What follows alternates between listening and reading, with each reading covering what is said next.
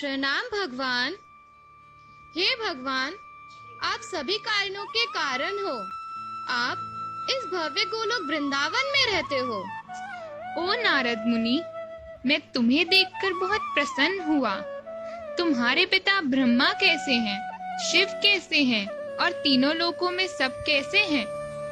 भगवान, मैं तो बहुत लोकों से गुजरकर आ रहा हूँ, जैसे शिवलोक और वैकुंठ, वे सभी अद्भुत हैं। नारद, तुम्हारे यहाँ आने का कोई विशेष कारण तो होगा ही। हाँ भगवान, बहुत समय से मुझे एक बात परेशान कर रही है, किंतु मुझे इस बात का संतुष्ट उत्तर प्राप्त नहीं हुआ। तो मैंने निश्चय किया कि मैं आपसे आकर मिलूं। हे नारद, मुझे आशा नहीं थी कि तुम्हारे जैसे महान ऋषि भी ऐसे प्रश्न कर सकते हैं। हे भगवान, मुझे तो ऐसा प्रतीत होता है कि आप ही मुझे यह प्रश्न करने के लिए उत्साहित कर रहे हैं और आप ही इस प्रश्न का उत्तर दे सकते हैं। अवश्य मुनि। मैं बहुत से ब्रह्मांड भ्रमण करके आया हूँ, किंतु सिर्फ कुछ ही भक्त आपकी अनन्य भक्ति कर रहे हैं और बाकी अन्य देवताओं की पूजा याचना कर रहे हैं और उनकी सभी इच्छाओं की पूर्ति भी हो रही है और उनका जीवन भी अत्यंत सुखद व्यतीत हो रहा है। किंतु बोलो नारद। मुझे क्षमा कीजिए भगवान, किंतु जो भक्त आपकी भक्ति कर रहे हैं वह सभी इन सभी ऐश्वर्यों से वंचित हैं और गरीबी का जीवन यापन कर रहे हैं, और यदि उन्हें यश की प्राप्ति होती है तो वह उसे खो देते हैं। ऐसा क्यों केशव? बहुत ही अद्भुत प्रश्न मुनि। जो भक्त केवल मेरी भक्ति करते हैं और किसी की नहीं, ऐसे भक्त अन्य से भिन्न हैं। तो इस प्रश्न का उत्तर प्राप्त करने के लिए हम दोनों पृथ्वी का भ्रमण करेंगे और तुम स्वयं ही देख लेना, तुम्हारे सभी संशय दूर हो जाएंगे। भगवान, मुझे याद है कि मैं आपकी बहिरंगा शक्ति माया के जाल में ग्रस्त हुआ था। हाँ नारद, मैं तुम्हारी प्रतीक्षा कर रहा था कि कब तुम मेरी शरण में आओगे, परंतु तुम एक स्त्री से आकर्षित हो गए और गृहस्थ जीवन में बंध गए। और फिर मेरे बहुत से पुत्र और पुत्रों का जन्म हुआ और तत्पश्चात उनकी मृत्यु होने के कारण मैं अत्यंत शोक में व्यतीत हो उठा और विलाप करने लगा। तब मुझे आपका स्मरण भी नहीं हुआ। हे नारद मुनि, आप चिंतित मत हो, सब अवश्य ठीक होगा। हम दोनों एक साथ पृथ्वी पर जाकर मेरे पवित्र नामों का जाप करेंगे। हरे कृष्ण कृष्ण कृष्ण हरे हरे, हरे राम राम राम हरे हरे। हरे कृष्ण कृष्ण कृष्ण हरे हरे, हरे राम राम राम हरे हरे। हरे कृष्ण कृष्ण कृष्ण हरे हरे, हरे राम राम हरे हरे।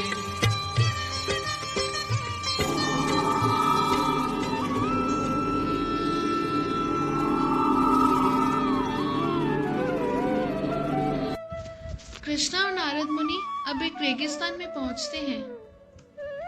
नारद, मुझे अत्यंत प्यास लगी है। मैं भी बहुत थक चुका हूँ। मुझे एक विशाल भवन दिखाई दे रहा है।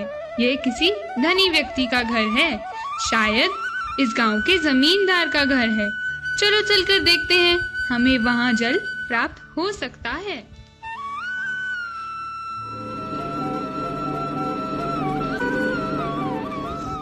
नीलू, तुम मेरे लिए प्राप्त भोजन नहीं लाई हो, जाओ और लेकर आओ।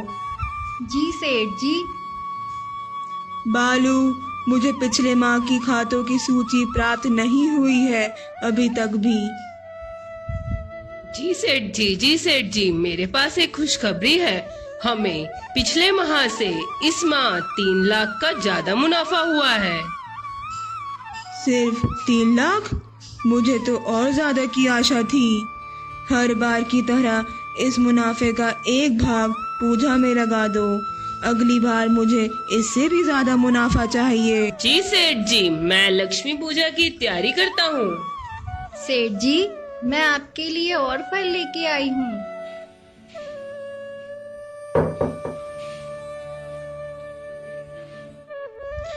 देखो, जब भी मैं विश्राम करना चाहता हूँ, कोई न कोई आकर मुझे परेशान करता है। बालू, जाओ और देखो कौन आया है। जी सेठ जी।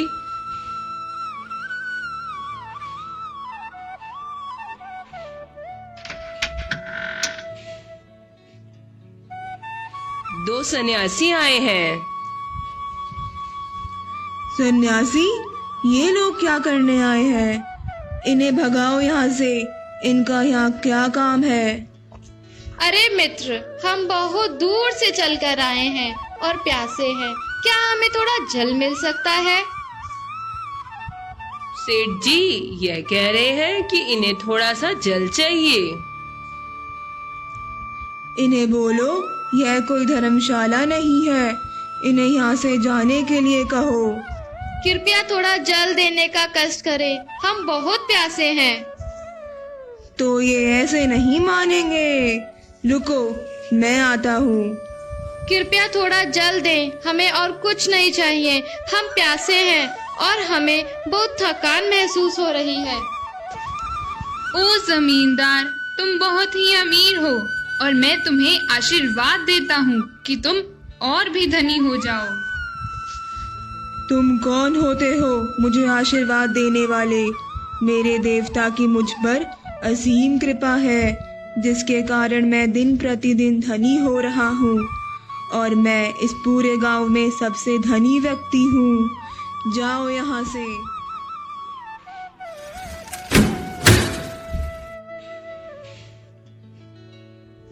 ओ कृष्णा, तुम कहाँ थे?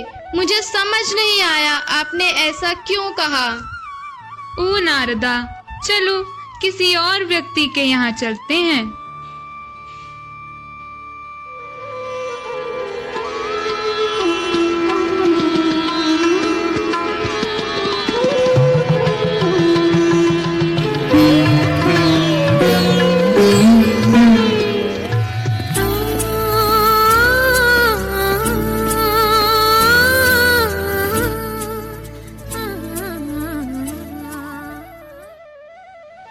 कृष्ण, ये कौन सी जगह है?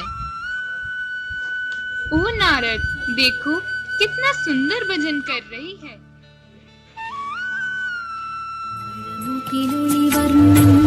गोपाल कृष्णन कोडमुल्ल कोंडोरु कोरलारम केट्टी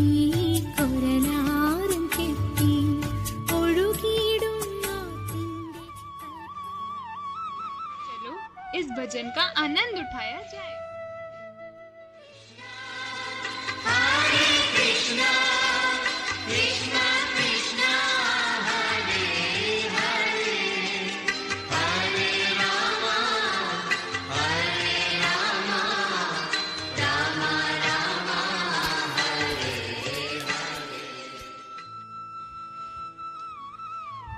ओ सन्यासी, मैं अत्यंत प्रसन्न हुई कि आप जैसे महान संत मेरे घर पधारे। कृपया अंदर आए। हरे कृष्ण। अरे यह क्या? आप मुझे बहुत ही थके हुए प्रतीत होते हैं। क्या मैं आपके लिए कुछ जलपान की व्यवस्था करूं? बहुत ही सुंदर विग्रह है। जी, ये मेरे गोपाल कृष्ण हैं। आप यहाँ पर विराजित हो, मैं तब तक आपके लिए कुछ भोजन लेकर आती हूँ। कितना विपरीत दृश्य है, मैं विश्वास नहीं कर पा रहा हूँ।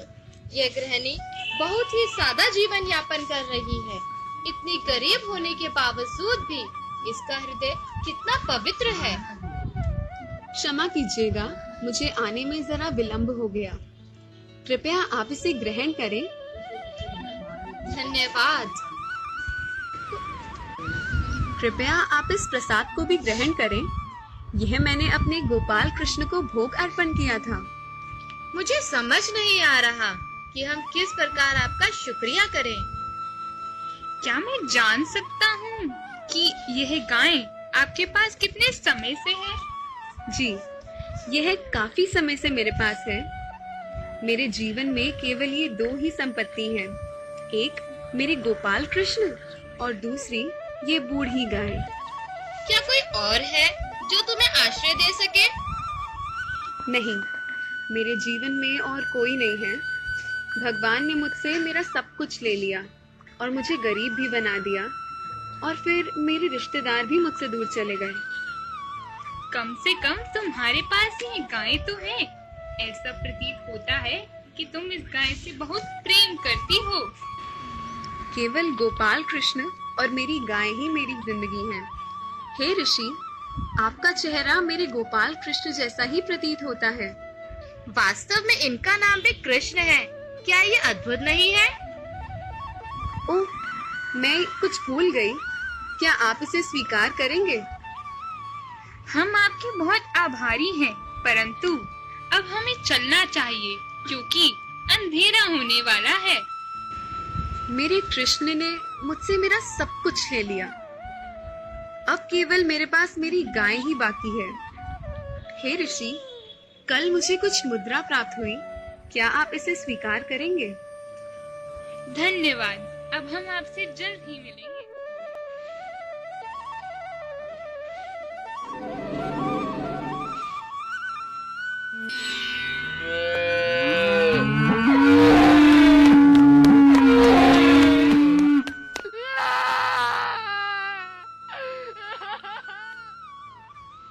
ओ कृष्ण, क्या आपने सुना? गाय और उसके बछड़े की मृत्यु हो गई है। वो कितना विलाप कर रही है क्योंकि उससे उसका अब सब कुछ छिन गया। ओ कृष्णा, क्या आपने ये सब किया? चलो अब हम गोलोक वृंदावन वापस चलते हैं। मैं तुम्हें वहाँ जाकर सब कुछ विस्तार से बताता हूँ।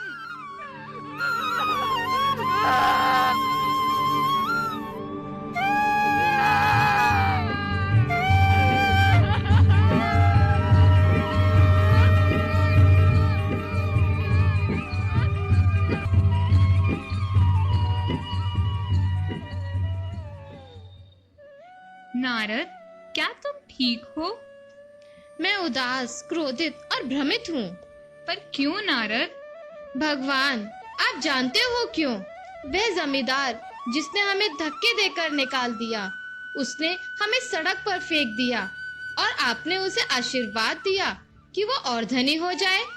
और वो गरीब स्त्री जिसने हमारा कितना सत्कार किया, अपना सब कुछ हमें दिया, जिसके पास उसका जीवन यापन करने के लिए सिर्फ एक गाय थी, और वो भी आपने उससे ले लिया। आप निर्दयी हो भगवान। मैं आपको बिल्कुल नहीं समझ पा रहा हूँ।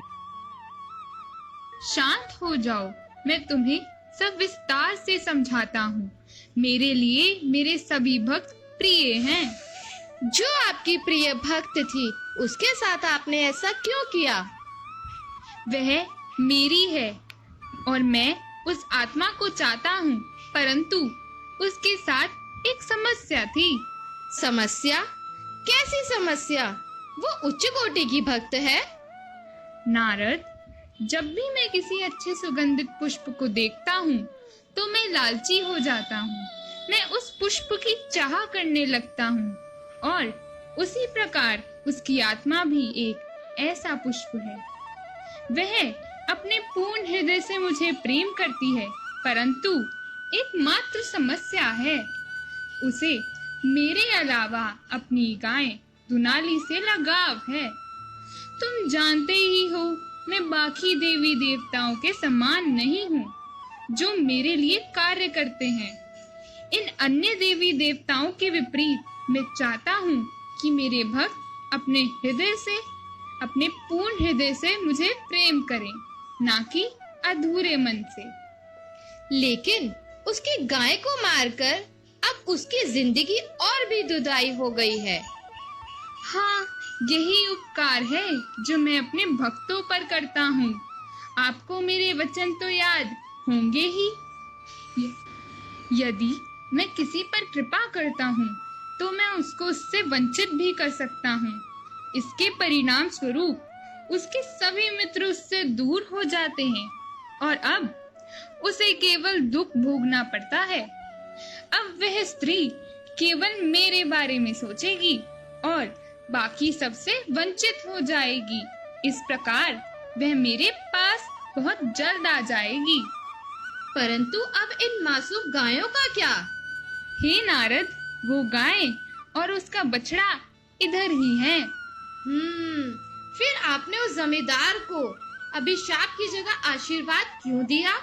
नारद, जो आशीर्वाद मैंने उसे दिया वास्तव में वह बहुत बुरा अभिशाप था। क्या? क्यों? उसकी आत्मा एक दुर्गंधित पुष्प के समान है। मैं उसे बिल्कुल नहीं चाहता हूँ। फिर आपने उसे इतना कुछ क्यों दिया? मैंने उसे इस दुनिया की मोह माया में फंसा दिया और अब वह अपने कर्मों का फल भोगेगा। भौतिक धन, खूबसूरती, यश आदि यह सब उन्हीं प्रकार के लोगों को आकर्षित करता है। स्वाभाविक रूप से उनका हृदय उन देवी देवताओं के पूजा में लगता है जो उन्हें संपन्नता दे सकते हैं। वे सब इन्हीं देवी देवताओं के समर्पण में जाते हैं। हे भगवान, आपके प्रिय भक्त बहुत ही खास हैं। उन्हें परम आनंद की अनुभूति केवल मेरी सेवा और मुझे प्रसन्न करके मिलती है। हे भगवान, मुझे अब ज्ञात हुआ कि आपके प्रिय भक्त सबसे अलग हैं। मेरे प्रिय भक्त मुझे अपने हृदय में प्रेम की डोर से बांध लेते हैं। वास्तविक रूप में वे मुझे नियंत्रण करते हैं और मैं उनकी हाथों में सिर्फ एकमात्र कठपुतली हूँ। मुझे अपनी खुद की स्वतंत्रता नहीं है नारद। मैं उनकी आज्ञा पर ही नृत्य करता हूँ। हे भगवान, आपके भक्तों की महिमा अपरंपार है।